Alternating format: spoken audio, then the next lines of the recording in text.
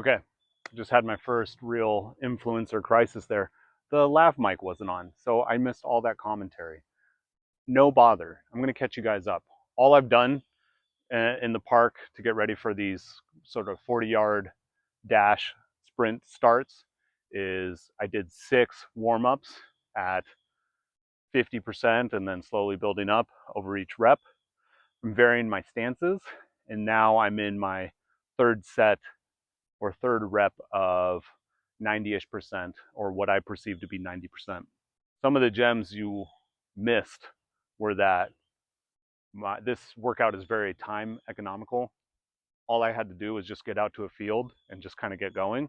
There was no skipping, dynamic warm-ups, stretching, foam rolling, activation drills, uh, diaphragm resets, or anything weird. You just kind of get out and do the work.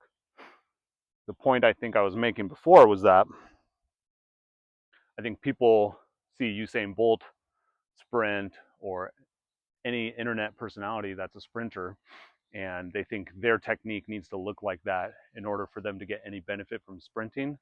Take it from me as a physical therapist. If you're out in a field and you're sprinting as hard as you can for multiple repetitions a couple times a week, you're doing better than 99.99999% of people on the planet Earth. So take that for what you will.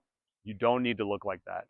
And I think it takes for granted the years and possibly, well, frankly, the decades that people put into this sport and perfecting their technique. So it would be pretty haughty to assume you're going to look like Usain Bolt your first couple tries out here, or anybody you see on the combine. It's going to be ugly. I gave the first waffle analogy. So that first waffle you lay down, it's going to be pretty ugly, but every time you pour the batter and make subsequent batches of waffles, they're going to get prettier and prettier, more golden brown, crispy, and those pockets are going to be ripe for some butter and maple syrup.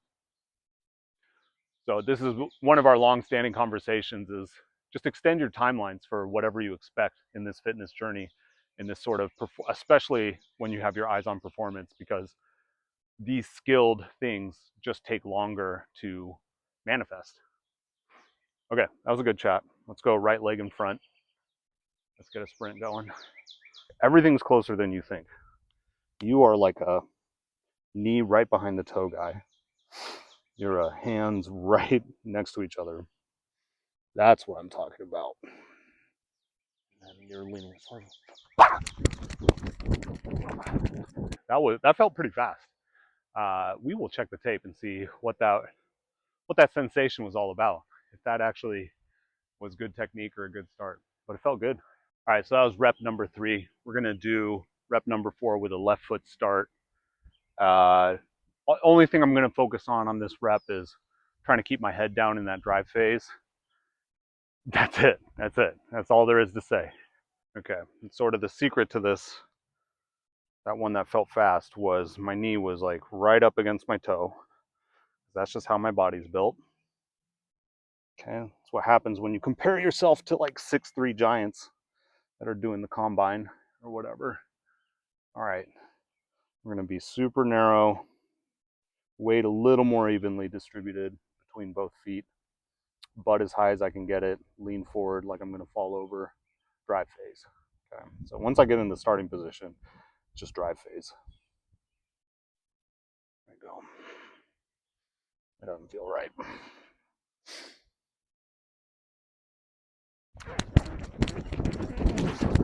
That just feels crazy. It feels crazy.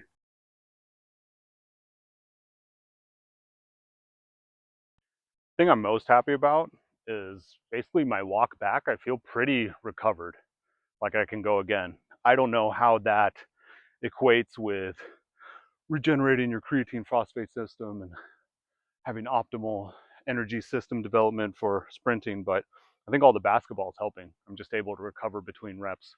So what went well? I don't know. I think I'll need some cleats eventually to really hone in on this technique. So what we're going to do is just rinse and repeat.